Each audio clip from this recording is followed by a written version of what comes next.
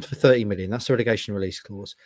How much money are Town going to make on it? And then what did Ashton say about why they had to take that relegation release clause?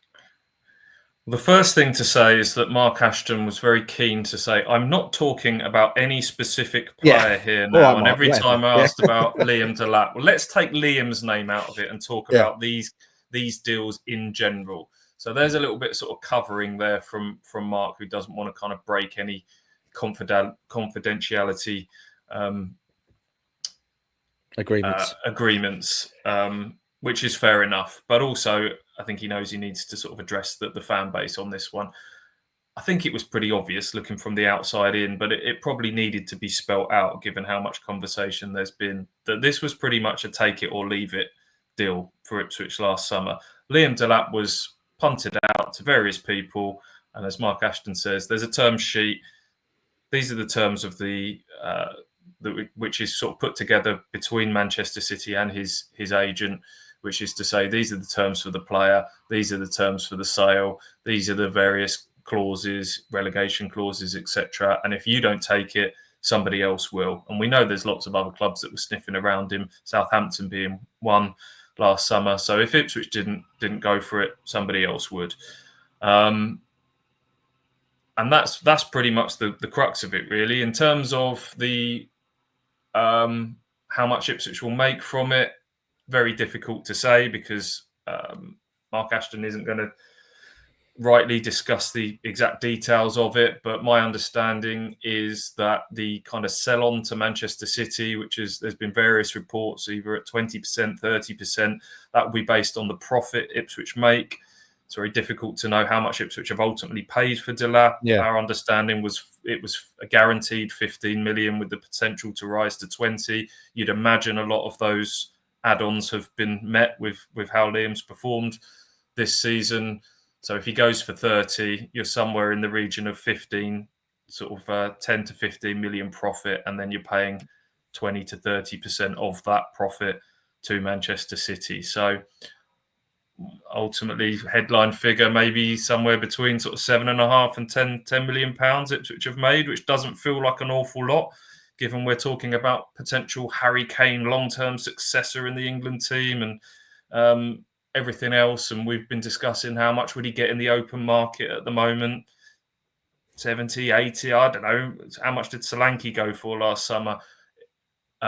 So I get the disappointment, the feeling that Ipswich could have got more. But do you know what? They could have not got Liam Delap full stop as well. And I think that's important to remember. The other thing that's important to remember, AJ, is we're talking here obviously with the benefit of hindsight and what he actually did in the Premier League. But when they signed him, he'd not really done a lot in the Championship. He wasn't prolific. And no one was saying, well, hey, we've got our starting striker for next season when he signed, were we? So we're all being very wise after the fact, which, as you know, I hate, and going, oh, that's a terrible deal. How have they agreed to that? He might not have done anything in the Premier League. Yeah, exactly. And I remember not being overly sold. I remember talking to Ross about this and saying quite early on after pre-season, I was like, I'm not really that sold on Liam Delap, to be honest. And yeah, Ross really was at that point, and he was the one who was right. And, you know, he had that really battling display against Liverpool where he got Jarrell Kwanzaa subbed, and then at City where Town didn't really touch the ball for a lot of the games, so he couldn't really do that much. And we kind of dragged on towards deadline day, and at that point, when we had this whole Armando Broja situation and a deadline day bid for Latte Laugh, it became quite clear that it wasn't going to be Delap, I don't think, that was kind of seen as the starting striker, even at that point. Even when he fizzed one in to top bins against Fulham to open the scoring against them, look, we'll never know. Potentially he might have been, potentially that it was just going to be bringing in another striker to kind of accommodate Delap as the starting number 9. But I don't think going into the season for sure that was the plan.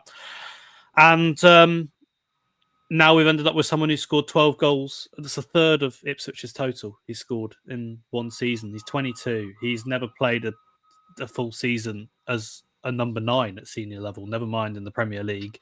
When you look at kind of the minutes that he's played of men's football, no one could have expected him to go on and do what he has done. So look, there's that hindsight perspective in there. We didn't see this one coming. I think the biggest thing for me is that I'd rather have had Liam Delap at the football club, even though it's ended in relegation. It would have ended in relegation if Delap was here as he was, and it would have ended in relegation if Delap wasn't here. But you can see that with the points total. But I'm happy that he had the year here. I'm happy that he will have Ipswich Town and this kind of goal scoring record and this club at the start of what will hopefully be a really good journey for him. And I'm happy that for a season we got to see him barreling into defenders and scoring great goals and being entertaining, because football's an entertainment game, isn't it? That's what it's all about. So I'd rather have had that than him gone to Southampton and then got to enjoy him instead. So yeah, it's disappointing, of course, the kind of way that this move has come about, with it only being 30 million when I think it's probably worth double, but I'd rather it be this way than any other way. That kind of was feasibly on the table. You can argue that if anyone messed up with this deal, it was Manchester City, wasn't it? It's not. They didn't really realise what they had, or they did. I mean, they must have done, but it's their model, isn't it? That they sell academy players at a certain point. If they haven't got into their world-class team by a certain point, they cash them in, and they've had a few now sort of come back to bite them. Cole Palmer obviously being the main one there now, but there's a few that have gone away and done big things. And I'm slightly surprised that they didn't enact their buyback clause and then try and flog him for a bit of profit this summer. I guess Liam would have had to have agreed to that as part of it, and he wouldn't have done because he wanted his full sort of pick of the market, and City would have tried to control where he went. So that probably wasn't viable. But if anyone sort of dropped the ball on this deal, it's probably Manchester City. They could have loaned him out, couldn't they, last summer, and then taken all of the money off the back of it. So I wonder if they will start to be a little bit more reluctant to let some of these young players go at the stages that they have been. I don't know. Fair point, Stu. I guess at the end of the day, to use a great football cliche, it is what it is.